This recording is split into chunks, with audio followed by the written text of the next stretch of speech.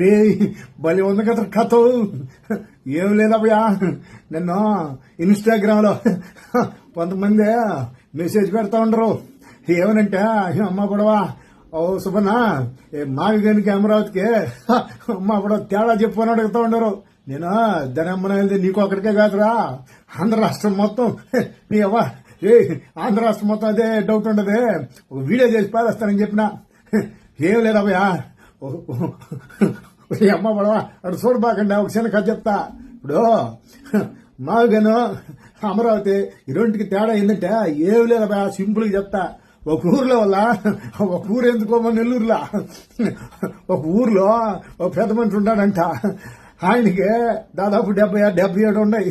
అదే ఊర్లో ఇంకో పెద్ద మనిషి ఉన్నాడు, ఆయనకి 55 ఏళ్ళు. బాగా తెలుసు అనుకుంటే ఇద్దరు ఎవరు. సరే ఆ ఊర్లో వల్ల ఒక పిల్లడు వచ్చాడంట. వీళ్ళిద్దరి కాడికి వచ్చా, నాకు పెళ్లి చేయండి, నాకు 25 వచ్చేసే తట్టుకోలేకపోతున్నాను, పెళ్లి చేస్తే ప్రయోజకుడు అవుతానంట.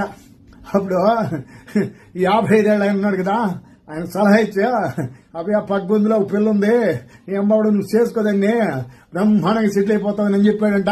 ఏది పిల్ల రెడీగా ఉందాడా? ఏదా 25 ఏళ్ల పిల్లోడికి 23 ఏళ్ల పిల్ల రెడీగా ఉందాడా? సరే అని చెప్పి ఒరే పెళ్లి అయిపోతే మన మాట్లాడనే ఈ 76 ఏళ్ల పెద్ద ఆయన ఉన్నాడు కదా, హాతరాత్రి కూడా మనుషులు పిలిపించేసినాడు.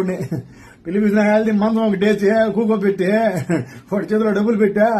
హే తొందరపడబాక పెళ్లికి, నీ ఎవరే తొందరపడబాక, చూడు నా కొడుకు వాడికి ఇప్పుడు 10 ఏళ్ళు, ఇంకో 15 ఏళ్ళు పోతే వాడికి పెళ్లి చేస్తా, చూడు ఎంత అందంగా ఉన్నాడు.